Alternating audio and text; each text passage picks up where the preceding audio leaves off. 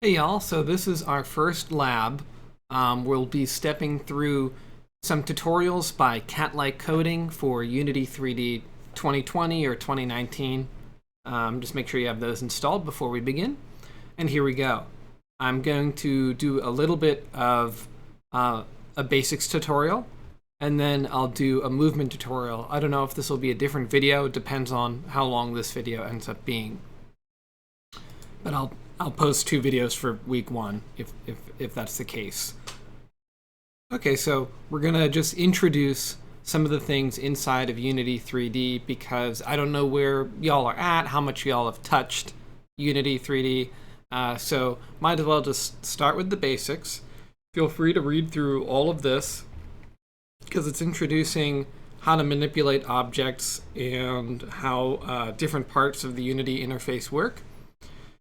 I'm going to talk about it myself and then skip to around 2, building a simple clock. So I'll step through the interface myself, just so I'm not like reading a description of something. So when you pop into Unity, you have a few different windows. Whenever I say the hierarchy, much like with the outliner in Maya or whatever, I'm talking about the list of elements that are in the scene. Much like Maya, a scene is a particular map within a larger project file. So this project has many scenes, and each scene has a list of what we call game objects. Game objects are just things placed in the world, such as a camera, a cube, a directional light. And each one of those things has a series of components. A directional light naturally has a light component on it. A cube will have a mesh renderer to show the cube, and then a mesh filter to define the vertices and all that. And it has a box collider. So every game object has a series of components. Okay, so now we know what a scene component, or now we know what a scene is, game objects are, and components. Components are often C# scripts, by the way. I just want to add that. So now we can talk a little bit about navigating the space. So much like Maya, you can drag left and right when you click on an object. If I scroll on my wheel, it zooms in and out. If I hold Alt, I can spin. And if I tap F, zoom in, and then hold Alt and spin, I'll spin around a particular object, so it's easier to manipulate if I'm trying to get it in just the right spot. When you hold Alt, you're spinning around some focal point, and tapping F is how you zoom in on elements to define them as focal points. I forget if Maya works the same way. So, you can also use, I feel like there's a go sideways. I think I usually just, hold left click or right click and use WASD. And that allows you to move across cardinal directions facing from the camera's position. If you ever need to install plugins, that is in File, Project Settings. Oh, I always forget. File. They change it with every version, which is part of the problem. Package Manager. Window Package Manager. That is going to show you a series of packages which are enabled for your editor. You can add more. So I can use the plus and add a package from a Git URL. We'll talk about GitHub later. You can download packages to install, or you can use ones that are made by Unity Technologies. Anyway, okay, so we're not using any packages today.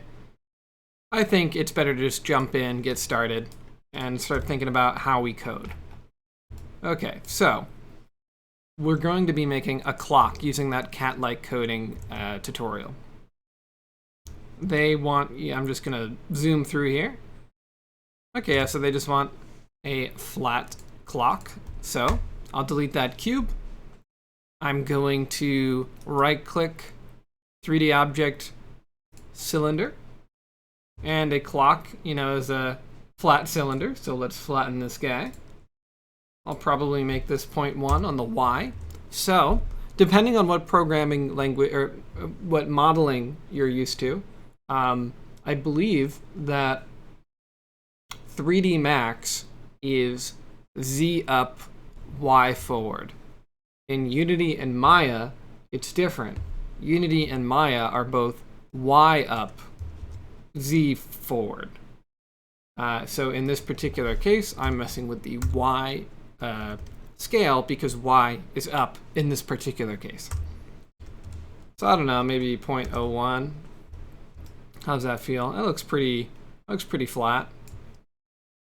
I don't really need a capsule collider to my knowledge. If the tutorial does it later, then I'm a liar. I'll put this at 0, 0, 0 for my own sanity. I'll put the cylinder at 0, 0, 0 for my own sanity. I'll move it out along the Z, because Z is forward, so I'm moving it back. And then I'll rotate it to face the user. Boom. Maybe I should make that directional light face the... Is that actually a directional light? I'm not convinced. Oh, it is. Oh yeah, there's the lines. I was looking for the lines. And then I might have lighting turned off. Oh, that's why. That'll do it. So that little symbol up there means that your lighting's turned off. And that I'm a crazy person. Oh, look, where's my lights? It's weird. Yeah, that's better. Cool. Alright, so my lighting's on. And now, what do they want next? I assume they want me to make some clock hands. Oh, they did 10, 10.2. I'll do that. Why not? 10.2, 10. That's a big old clock. Sure. And just to make sure that the camera can see it, I'm going to increase the field of view. Boom. Now I've got my field of view all set up. I got my clock ready to go. He rotated it. Yep, cool. Looks like he rotated the other way. Just in case he does math later where it matters, I'll make sure that my rotation's also positive 90. It looks like he did some good naming conventions, which I should have also done. So we have our clock, which is I right click and I created an empty game object. Now I'm going to drag the cylinder into the clock and I'm going to name the clock face. Naming conventions are really important in Unity, well, in anything really, so that when you're looking at your scene, you also have a list of cylinders, you know what everything is. And nesting objects is also one other way of grouping like things. So when you move the clock, you move the face, you move everything with it. But also those, they can be more like concepts, like environment, so that you can just turn off the environment and you just have your playable characters or whatever. So that's using empty game objects as containers for things is common and good to do. So they want the clock periphery, which I assume are the hands. Yep, the hours indicator, and the second and the minute, I would assume. So let me just see what he's doing here. Yeah, the ring of a clock. Yep. Add a cube to the scene via game object, 3D object cube. Name it hour indicator 12. Will do. Boom. Hour indicator 12. Did they use spaces? They did. I don't like spaces, so I'm not going to do it. Cool. And they want it in line with the clock. I would prefer it to be inside the face, but we're all good. It's all good. I think they wanted it outside of the face because the face is scaled, and it's nice to have things at scale 1. It makes math easier down the line. Okay. Set its scale to 0.5, 1, and 0.1. 0.5, 1, and 0.1. Now I've got a thin handle. Oh, negative point. Oh, position. Okay. 0.5x, y scale 1. Boom. Then set its position to 0, 4, negative 0.25. 0, 4, negative 0.25.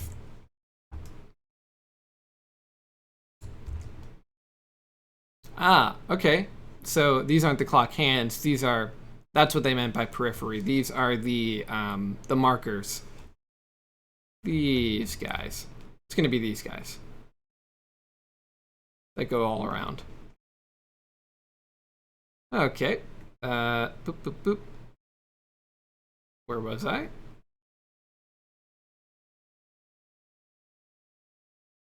Okay. The indicator is hard to see because of the same color. Let's create a separate material. Okay, so they want to make it a black material. I can oblige. Let's go to here. Let's create a folder. So I right click, create folder, calling it materials. It's always good to have. I'll create a new material. Boom. M_black. So the reason I use M_ is from a naming convention that's typical in Unreal Engine. And that's basically so I can type M_ and see everything that is a material in my game. Unreal and Maya now have a tagging system, so I could also like hit this button and look for the word material and then find all my materials like that. But, you know, I'm just old habits die hard, boom, and then I can find it. Also, it's good for naming conventions because then just looking at the file name, you know exactly what it is.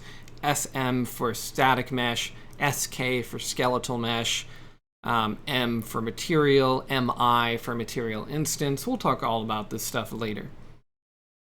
But I'll pop over to my materials. I'll go to my M_black. And I'll color it. I clicked on that little color there. And I'm going to make it black. Boom. Now I'm going to drag it onto my black, to the periphery element there. And now it's ready.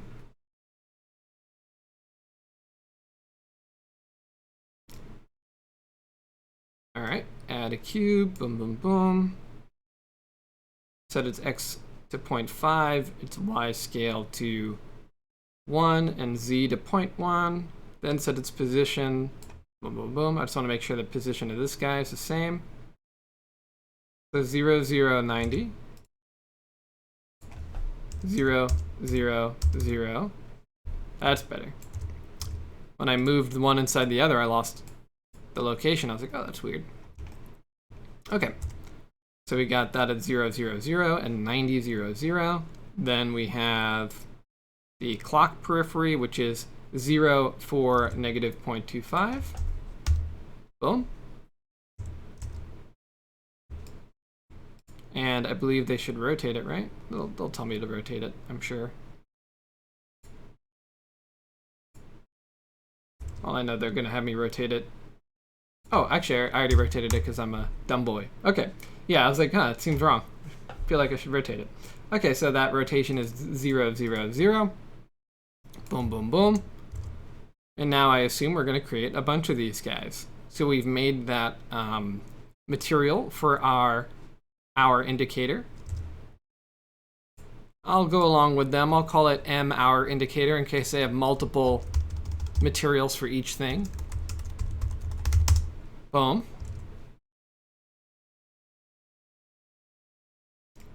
We could make a single indicator for 12, but they want to make all of them.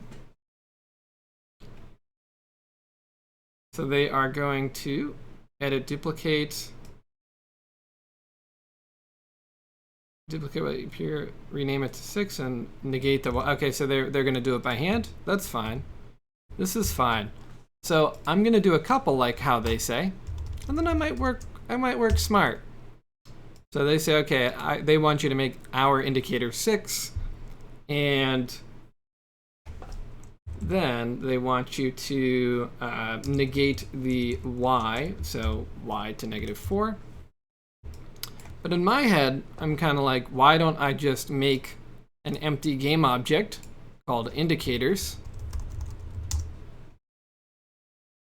and then make it's at 0, 0, 0, and then I put an indicator such as 1 inside of here.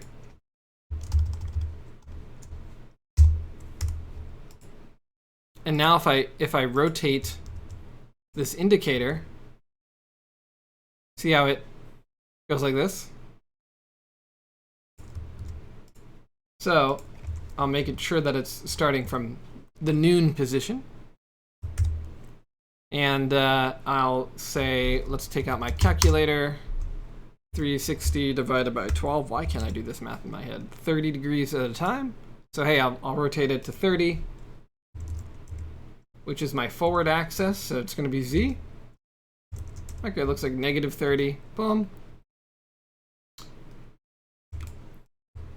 Duplicate, drag out. Our indicator 2. Just so I don't have to like mess with all the positions and all that.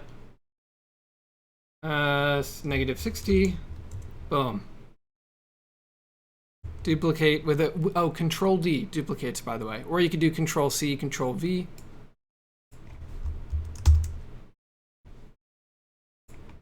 Drag this guy up. And before I get too far, let me just read the tutorial to make sure that I'm not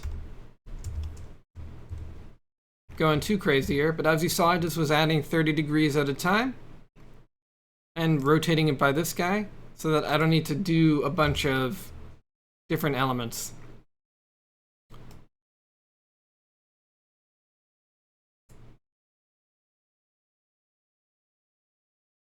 Yeah, so he doesn't really, cat-like coding just says, hey, put them in the right position. So I'm just doing it the faster way, which is hard-coded. Or not hard-coded, it's more rotational based. So I don't need to actually position it and then like figure out the rotation. I can just rotate this one guy by 30 degrees at a time and call it a day. Boom.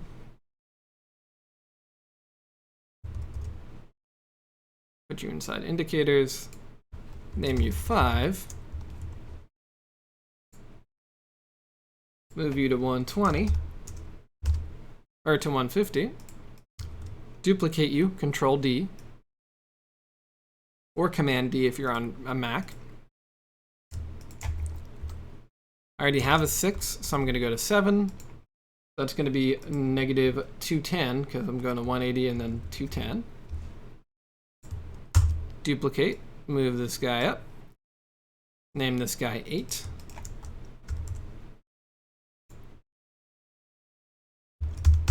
-240.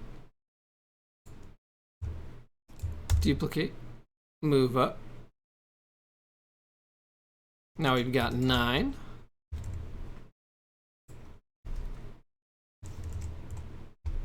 I'm rotating the wrong thing. There you are. 50, 60, 70. Now we've got number 10.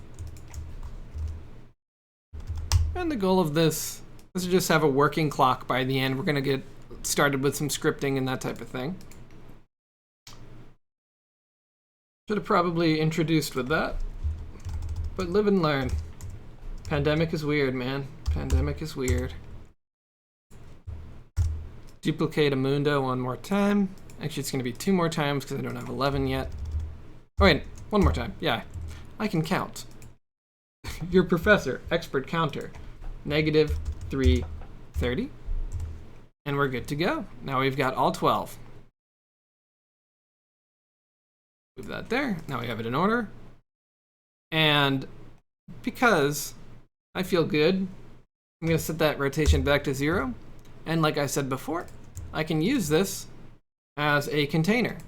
So I'm going to take all these guys, plop them into indicators, and now it's not taking up space. So I've got my indicators. I saw that in the demo, it looked like it was a little more gray. So I assume that they're going to have black handles or hands and grayer indicators so that it's easier to see. Okay, so we just finished all that. Now they want to create the arms. Okay, so they want to duplicate the hour indicator, and then I would assume they're just going to set the scale to different values. So let's pop in the indicators, duplicate any one of them, Control D again, and I assume they're calling it hour hand or something like that. Okay, hours arm. Hours arm. By the way that I rename things, you could rename it over here, but you could also just click twice slowly, so not double click.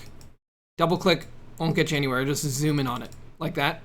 But if you click on it once and then wait a second, click on it again, now I can rename it to hours arm. Man, I wish I could take a coffee break during a video recording. But then I'd have to edit it later, right? Okay, so now they're going to, let's just duplicate those values. 0.75, negative 0.25, cool. 0, 0, 0, 0.3, 2.5, and 0.1. Boom. Looking good. So, things in Unity rotate along pivots. So when I rotate it, it rotates with it by its center. If I were, for example, to make a child, create an empty, and that child should also be at 0, 0, 0. Hours arm is above 0, 0, 0. So now if I put it inside this guy and rotate, it'll rotate like that. So let's see what they did. Hours arm pivot. They called it a pivot. That's exactly what they did. Hours arm pivot. And they have the hours arm inside of it. Because the mesh, when you just, so in Unreal, or in Maya, when you model something, if you use the freeze transforms and delete all history, whatever it's called, that would set wherever the mesh is to 0, 0. So wherever 0, 0 is, now that is moved to the object. And that's how you can get away with just bringing in a model and being able to rotate it like this, but have it look like you're rotating it like this. So you just model it properly. But since we're not modeling these objects, we're just using the 3D object cube component, which always has its center as its pivot. You know, we can't really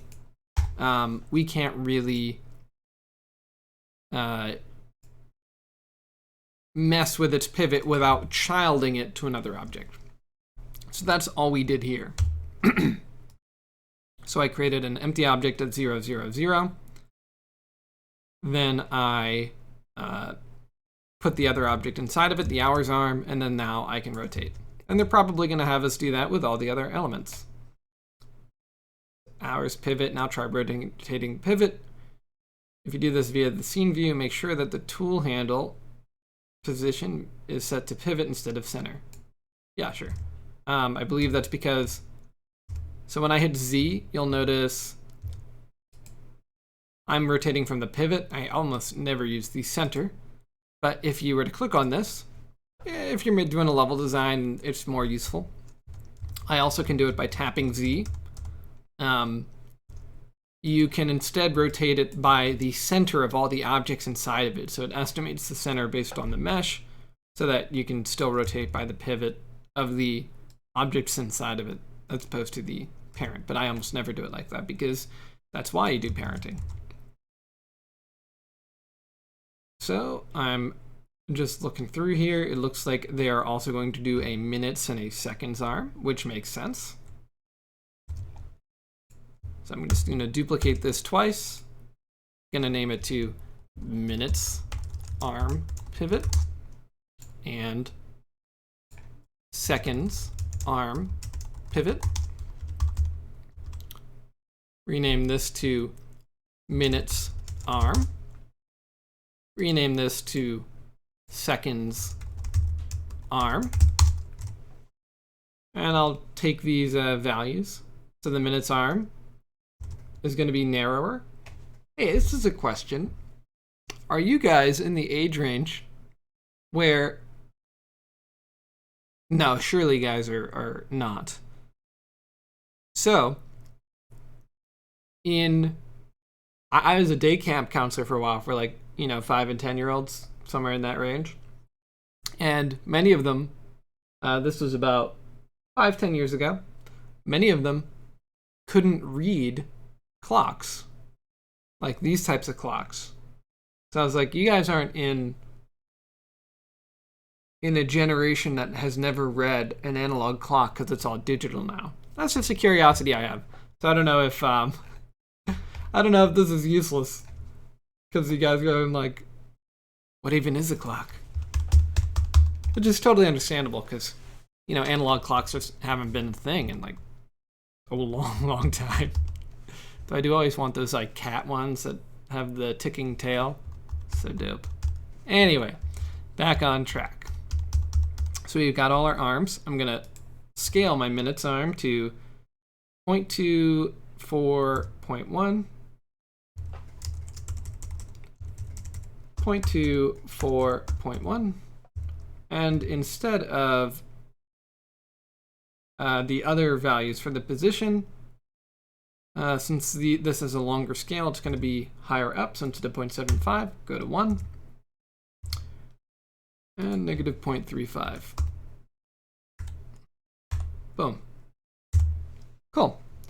So now that we've got that, we can do the other one. So the other one is, the seconds arm is 0.1, 5.1. Cool.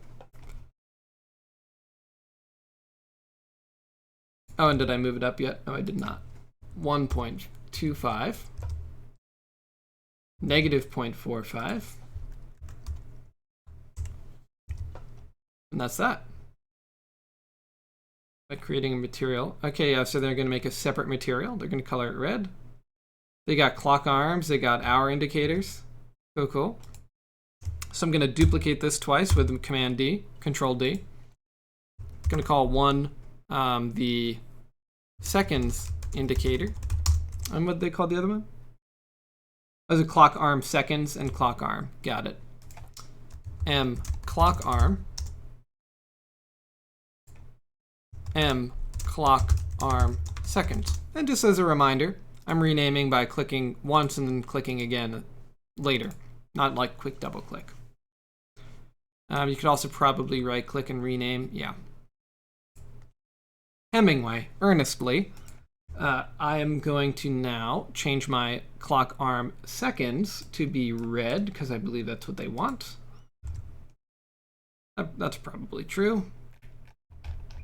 I'll scroll to the top, see what they want. Yep, clock arm seconds. And the clock arm itself is a more black color. Boom, more black. So now I'll click on my minutes arm and my hours arm. And I see that I have the mesh renderer here. And that mesh renderer has materials. And that material is an hour indicator. And since I have both of these selected by using Control, I can modify both of them at the same time. And I'm going to take that clock arm, I'm going to drag it in here. Boom. Now those are black. I'm going to grab my second arm. And I see that hour indicator should actually be clock arm seconds. And boom. So now I've got red and I've got black. I'm going to change my lighting to kind of be more head on. I don't really need shadows. Honestly, I could make all these materials unlit and call it a day.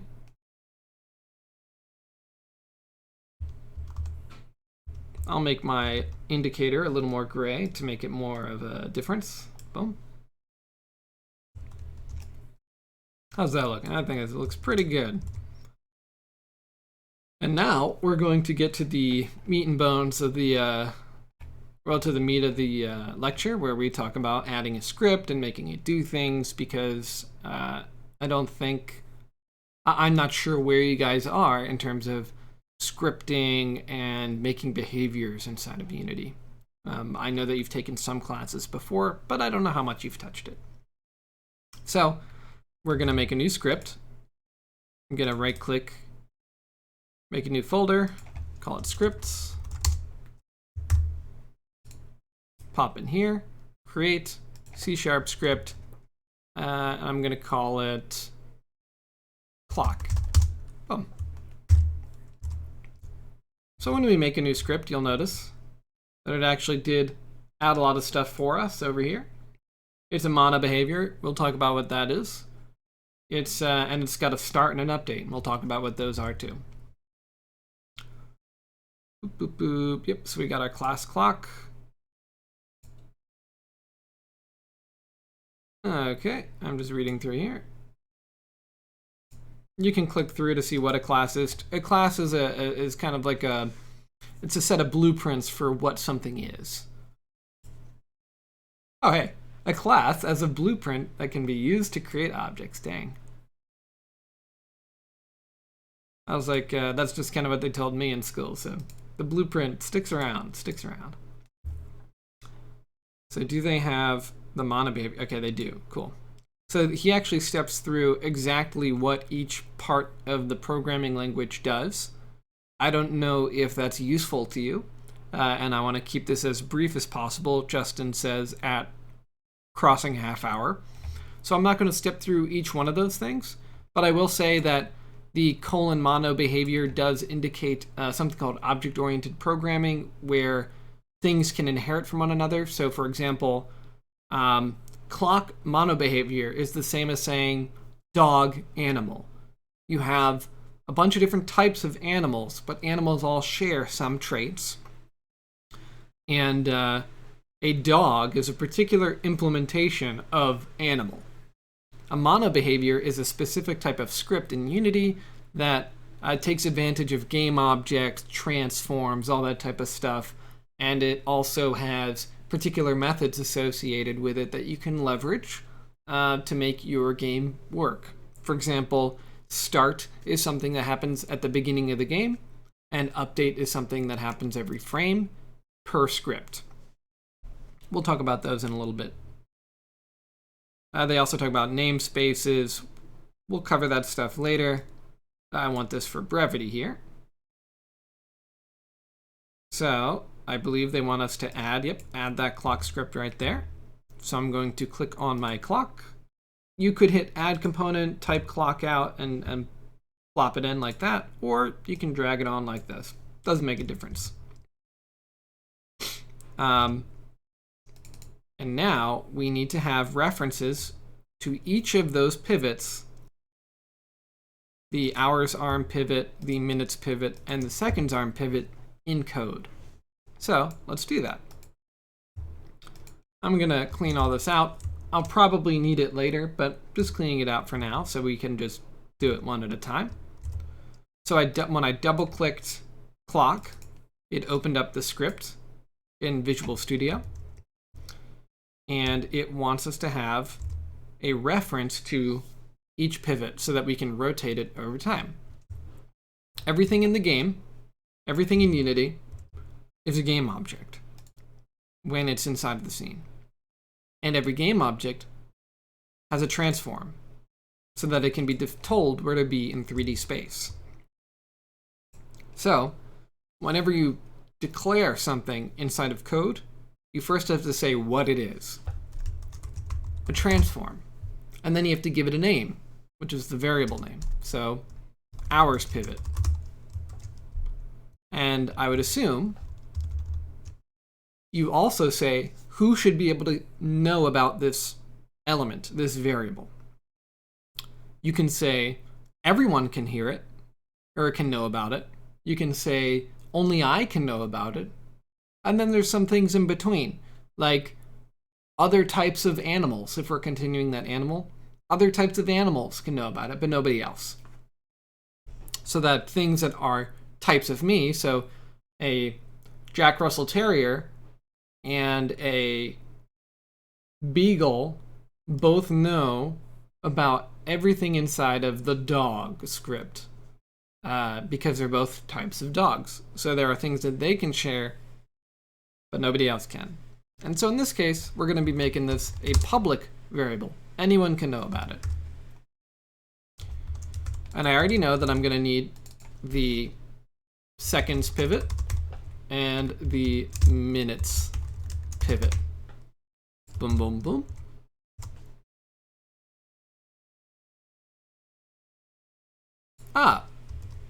So the reason that I made this public was because I wanted, once it compiles, I wanted to be able to see it in here.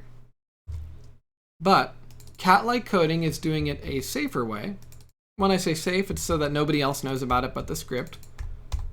You have processor components that tell Unity's user interface to show this element even though it's private. When you don't have public in front of it, it's assumed to be private. So now that I've typed serialized field here, you'll see hours pivot, but since I don't have serialized field for the other two, they won't appear in the editor. Boom. So he's playing it safe. Cat-like coding is playing it safe and doing it like this. Now if I pop back, we'll again see hours, seconds, and minutes. I'm just going to drag them in now. So boom, minutes, and seconds. Should I have flipped those around so it's in order? Probably. More readable. And there it is. He drags hours in. He did the same for the other two. And then he showed that you can do this if you want. Hours pivot, seconds pivot, and minutes pivot. I don't like doing that for different reasons. So I'm going to leave it like this. I know you save a little bit of line of code by doing it this way, but it's not my style. So now I'm just reading through. Now he's going to add himself an awake method. So awake is something that happens right when the object is activated. So an object, where's my code? Okay, so an object can be off or on, and the second it's turned on, it will run its awake, and then it will run start. I don't know if this is any useful, but you've got, what am I doing? I'll do it like this. You've got start, you've got awake. Let me make the font bigger for you. Can I even with MS Paint? Okay, good, I can. We've got awake happens first, then we have start, then we have update, then we have late update, and in between those we have fixed update. These are all things that mono behavior gives us. It also gives us things like on destroy, so if the object gets destroyed, like it dies. It has on enable and on disable for when you don't destroy it, you just turn it off like this. Boom, boom. Oh, there it is. So you get a whole bunch of methods given to you just by it being a mono behavior. Wake happens on enable. Well, actually, that's not exactly true. Happens on right when object is enabled for the first time. So if you turned it on, it will run awake. But if you turn it off and turn it on again, awake does not run. Happens after awake the first time. So start only happens once. Update happens every frame. Fixed update happens at a timed interval every frame. And it's typically used for physics because physics calculations need to be consistent. Late update happens at the end of every frame. On destroy when it's destroyed, etc., etc. So let me minimize MS Paint, which I opened for some reason. And now let's see what they want to do when it's awake.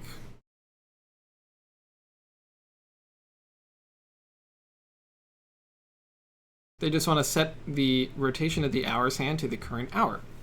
So I'll take my hours pivot, and I want its rotation to be equal to something. And that something is going to be what they call a quaternion. A quaternion, I don't know how much you guys have looked into quaternions and Eulers, but those are how we measure rotation. Quaternions are a more accurate measurement because if you only used Eulers, which is a three-dimensional rotation math, then you get things I'm sure you've seen when you do IK rig animations, the gimbal locks. That's caused by Euler math. And you get around it, I think, by adding controls in Maya. But if you've ever rotated something and then it pops back to the 180, that's because Euler math isn't as accurate as quaternions. So that's why they use quaternions in Unity and, well, in most things.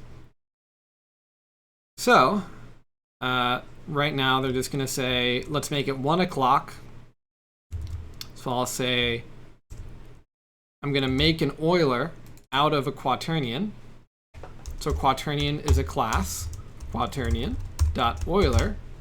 And that is going to return a rotation that rotates z degrees around the z-axis, x degrees around the x-axis, and y degrees around the y-axis, applied in that order, because that matters. If you rotate 30 degrees this way and then 30 degrees this way, I did 90, but whatever, then notice my hand is like this. But if I rotate 30 degrees, so that was left, forward. What if I did forward, left? Notice how I'm in a different position? Then boom, boom. I'm doing it wrong. But it's when you rotate by Euler angles, it results in three-dimensional math, which can result in the wrong thing, though I'm confusing myself. I'm dyslexic, so don't ask me to rotate my hands. Anyway, so it's basically if I rotate, I'll talk about it later. It's fine. It's fine. We're all good. You're not in a math class anyway. So they want to set an Euler angle to negative 30 degrees on the z. And that's because if I want to rotate around a clock, I want to rotate by my forward axis because you're rotating around that axis. If I was to rotate around my left-right axis, I'd be going like this. And my up axis, I'd be going like this. So I want to be rotating like this. So it's going to be my forward axis. One of my teachers once told me the way to remember which axis you want to rotate by is to imagine like a pole stabbed through you, and then spinning that pole is kind of how you're gonna spin in the world. I always thought it was weird, but I always remembered it. So now, I'm just double checking the code they have here.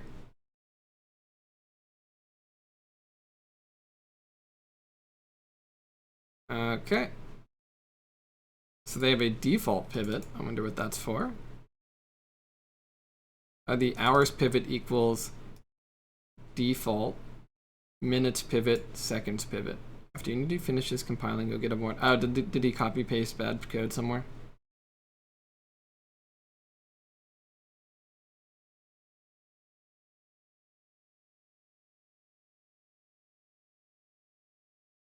Oh, interesting. Okay. Anyway. Okay, so the result invocation is Quaternion struct value containing 30 degrees clockwise angle. To apply this rotation, yep, we did this. After Unity finishes compiling, you'll see a warning. The warning is because C# compiler doesn't know that it's supposed to be hooked up via inspector. Let's just give it a play, see what happens. Boom. So we've got these three things. And we should see our hours pivot when I press play. Yep, it rotated. And now if we're to make it, I don't know, 60.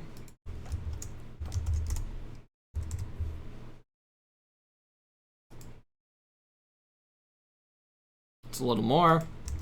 Maybe 180. Well, we should see it at the 6 o'clock point, not 1800. And so now we have a basis.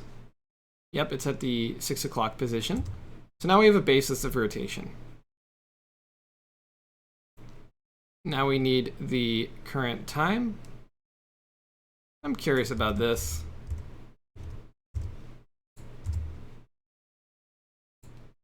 So if I were to go in here, I'm curious about what he's doing here. I didn't read into it too much.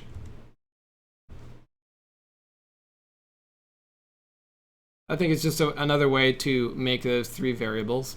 So I'm not too concerned about it. I'm not used to seeing people use default like that, but it's fine. It's fine. And now, okay.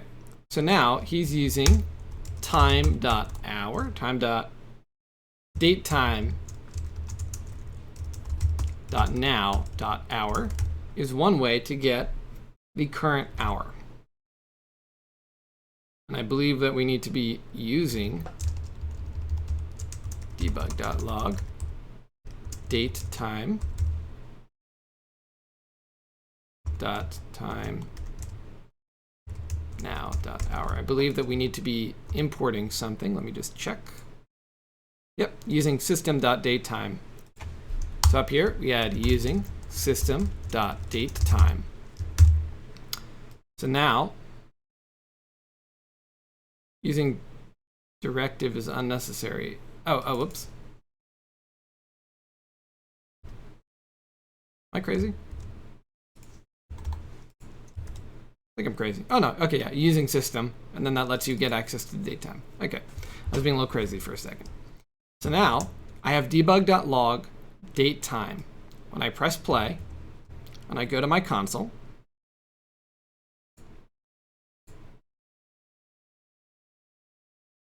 and I enable my debug log here, I get 11 because it's 11 on the hour.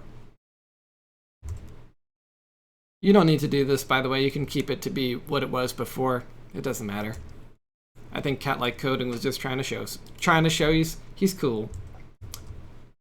So now that we have the hour, and we know that 30 degrees, because 180 divided by 30, or 180 divided by 12, 360.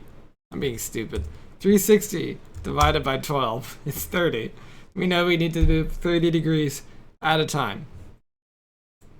I don't know why I made two mistakes there. It's a long day. At 11 a.m. it's a long day. Oh goodness. Okay, so now we have our object. We have our hour hand, and we know that we can rotate our hour hand. We need to rotate our hour hand by 30 degrees, negative 30 because we rotated it 90 degrees forward instead of negative 90 degrees back. It doesn't really matter. But negative 30 multiplied by the date time hour. If you were to do it 30 degrees, it would go toward the 11 instead of toward the 1. Okay, so now we have negative 30 times daytime now hour. And when I press play, we should see it be at 11 o'clock. Boom.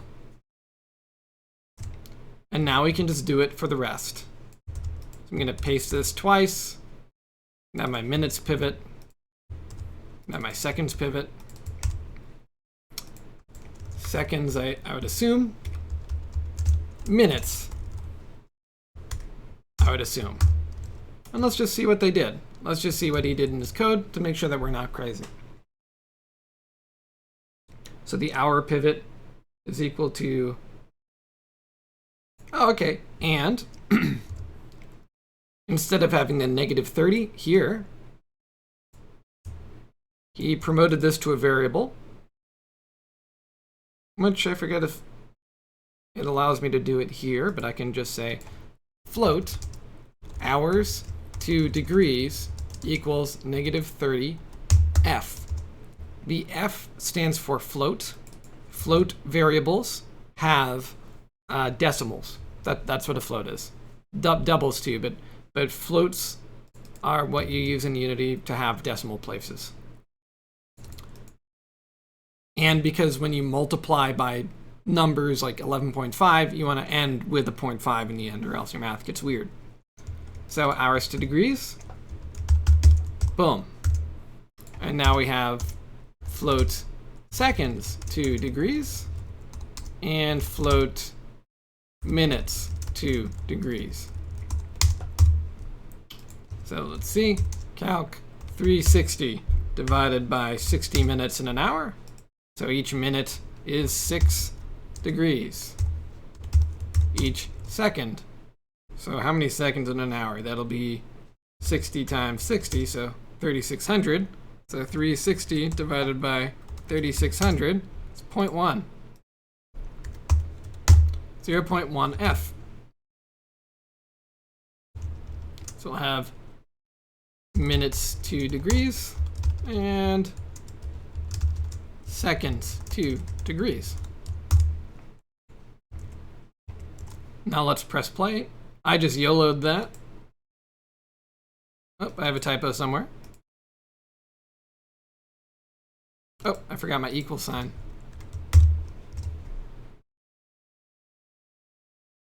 Well.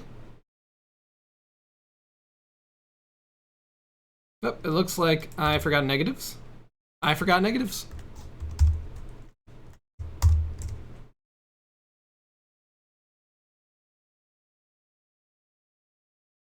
So it is 11:14. 11:14. Looking good. Let's see where he goes from here.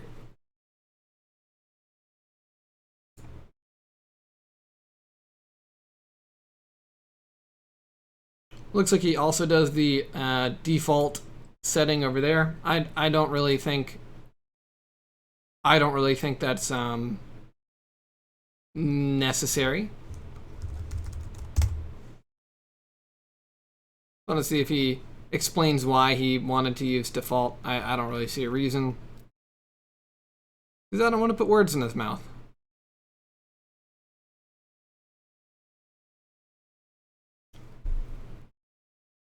Default.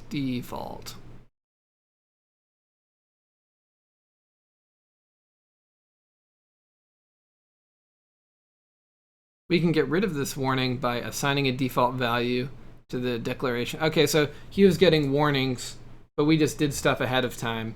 So he wanted to avoid the warnings. I'm going to say whatever.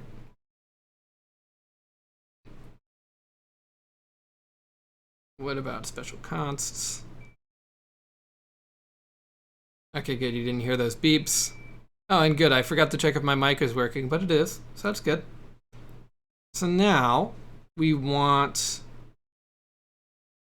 I'm just double checking here. I assume that they're going to plop it into the update.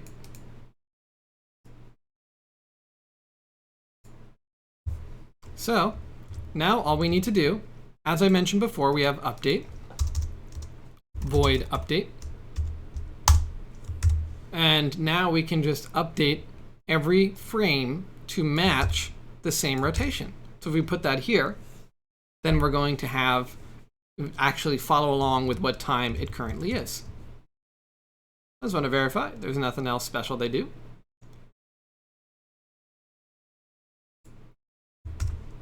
it looks like one fancy thing they do. Well, it's not really fancy, but to make sure that every time you get, there it is.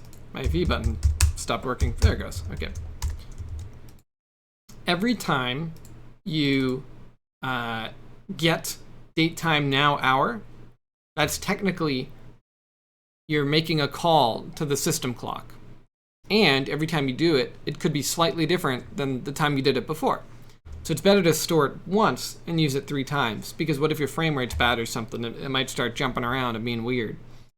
So they created a date time. I don't like using var. So we create a new variable. That variable is date time is the type. Time is just the arbitrary name we gave it, equals, and you give it a default value, which is datetime.now. And now, instead of having datetime now hour here, I'm replacing that with a variable. Second dot minute dot hour. Boom. And so now when I press play, should be toward the end, right? Now when I press play, it should keep moving. Bam, bam, boom. Am I a liar? I might be a liar.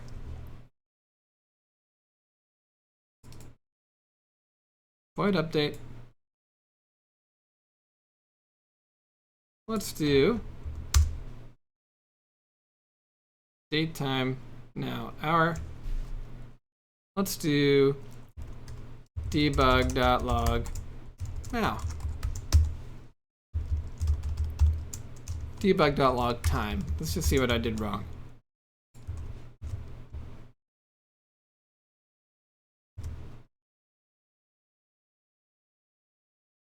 Clear. Boom. We are indeed getting the current time. Oh, is it just moving really slow? I'm stupid. It's just moving really slow.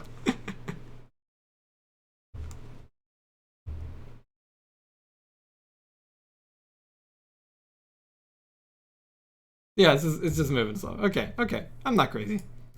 I was like, oh, that's weird. I guess I had expected to see the second hand move faster. Whatever. Okay, yeah, so that is the, so 15, 16, 17. So it looks like my math is wrong for the second hand, right? Because it should be at 30 seconds now. So let's fix that. Seconds to degrees. My seconds to degrees must be wrong. -6f.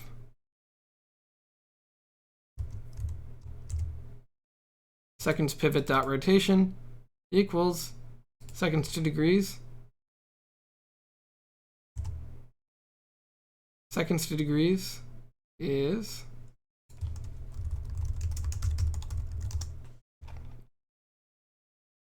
where they define that value.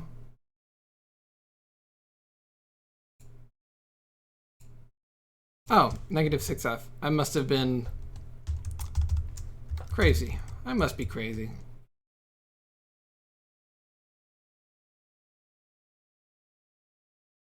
That's better. Now we're talking. Okay. Yeah, I was like, oh, it's weird. I would have expected to move faster. But I think I was doing from 0 to 1 instead of from 0 to 360. Or to 12. I think my math is just borked. Okay. So that is how you do some basic coding in Unity.